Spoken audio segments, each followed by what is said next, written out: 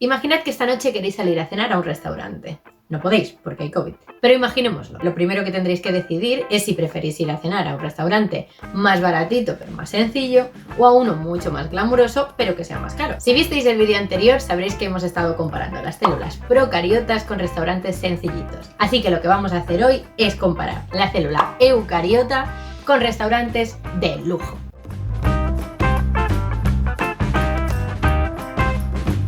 Como ya sabemos, para que un restaurante funcione necesitamos que tenga unas paredes que lo separen del exterior, un jefazo que dé las instrucciones, unos cocineros y un espacio en el que esté todo eso. Y lo mismo pasaba con las células. Todas tenían una membrana plasmática, material genético, ribosomas y el citoplasma. Pero ¿qué pasa con las células que son ya un poquito más complejas? ¿Qué tienen además de todo eso? Pues vamos a verlo. Las células eucariotas son como un restaurante que después de llevar abierto muchísimos años se ha podido permitir invertir en maquinaria nueva, más chula y más sofisticada. Como ya vimos también en el otro vídeo, la gran diferencia entre las células procariotas y las células eucariotas es que las células eucariotas al jefazo le han hecho un despacho, es decir, que el ADN lo tenemos metido dentro del núcleo, a diferencia de las células procariotas en las que el ADN está disperso por el citoplasma. Todos estos inventos y maquinarias que tiene la célula eucariota se llaman orgánulos, y es que una célula funciona un poco como un cuerpo que tiene diferentes órganos, cada uno especializado en una función.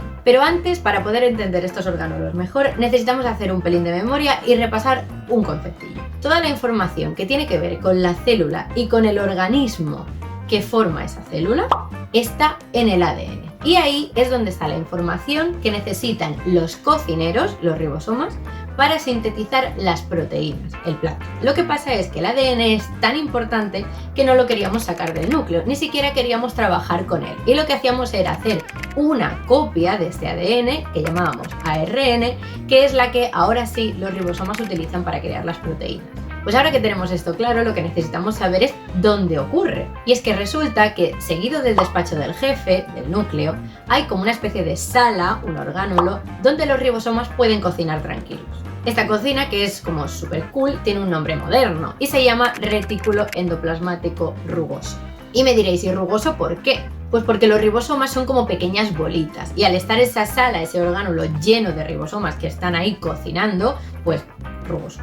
Lo importante del retículo endoplasmático rugoso es que es como la sala con hornos en la que están los ribosomas trabajando. Justo a continuación, seguido el retículo endoplasmático rugoso, hay otra sala, pero en esta otra sala no hay ribosomas. Y es que los ribosomas solo se dedican a cocinar proteínas. Y en esta sala que hay contigua no se cocinan proteínas, sino lípidos. Así que si aplicamos un poco la lógica, esa sala que sigue siendo retículo endoplasmático, pero donde no hay ribosomas, que son como las bolitas que hacen que quede arrugada, se llama retículo endoplasmático liso. ¿Para qué nos vamos a complicar más? Siguiendo con las proteínas, que son el plato estrella del restaurante, una vez los ribosomas las han sintetizado en el retículo endoplasmático rugoso, lo que hacen es guardarlas en paquetitos, como el que mete una hamburguesa en su caja. Estos paquetitos, estas cajas, se llaman vesículas, y una vez las proteínas están metidas en las vesículas, viajan por la célula hasta otro sitio en el que le van a dar el último gratinado que le falta a esta lasaña. Esta sala de la que estamos hablando se llama aparato de Golgi, porque lo descubrió un señor que se llamaba Golgi, que descubrió muchas cosas. Y básicamente lo que hacen aquí las proteínas es acabar de madurar,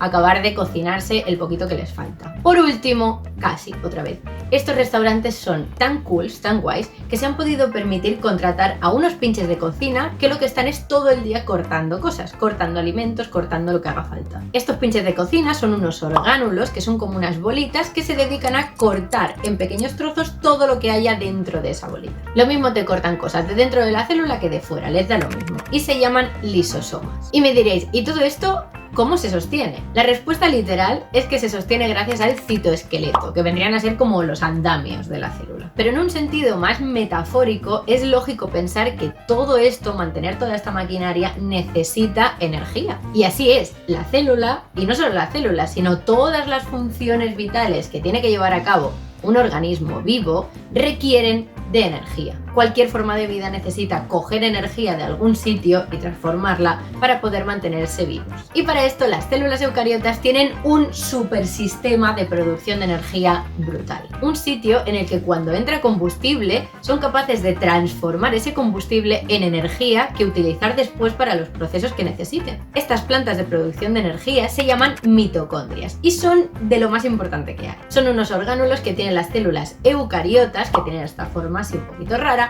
y es dentro de ellas donde se genera la energía que nos mantiene vivos. Y lo último que nos faltaría por añadir a la lista de cosas chulas que tienen las células eucariotas son las vacuolas, que son como unas burbujitas de agua que están dispersas por el citoplasma de la célula. Dentro de estas burbujitas principalmente hay agua y alguna que otra sustancia y se separa del citosol, del liquidillo de la célula, por una membranita. Y ya estaría. Cualquier tipo de ser vivo un poquito más complejo que una bacteria, algo que sea célula eucariota, tiene toda esta maquinaria. Todas estas expansiones del juego, todos estos personajes, todos estos DLC, todas estas herramientas de cocina. Bueno, me estáis entendiendo, ¿no? Y ahora me diréis, vale, Ainhoa, muy bien. Pero en el último vídeo tú dijiste que estos restaurantes tan modernos podían ser animales o vegetarianos. ¿Qué diferencia hay entre los dos? Por Dios. Pues a ver, todo lo que hemos hablado hasta ahora está en prácticamente cualquier célula eucariota del mundo. Y digo prácticamente porque siempre hay alguna excepción rara por ahí. Pero grosso modo, así a lo bruto, todas tienen esto. Ahora, ¿qué pasa si la célula es vegetal y no animal?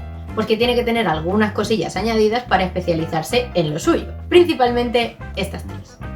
Para empezar, la célula vegetal, para protegerse del exterior, no solo tiene la membrana plasmática, sino que tiene una capa más, un añadido, que se llama pared celular. Esta pared es más gruesa y más rígida que la membrana plasmática y sirve principalmente para proteger a la célula y para darle forma. Por otro lado, las células vegetales, igual que las animales, tienen vacuolas, esas burbujitas con agua. La diferencia es que en las células vegetales esas vacuolas son muchísimo más grandes, porque mira, pues necesitan más agua por lo que sea. Y por último, y quizá más importante, las células vegetales son capaces de hacer algo que ninguna célula animal es capaz de hacer. Estoy hablando de eso que hacen las plantas, de alimentarse utilizando la luz y materia inorgánica, esa maravilla de la vida que se llama fotosíntesis. La fotosíntesis es una auténtica pasada. Imagínate que nosotros fuésemos capaces de nutrirnos poniéndonos en remojo al sol. Es que sería brutal. Pues esta maravilla de la vida necesita un sitio, un orgánulo en el que ocurrir dentro de la célula eucariota vegetal.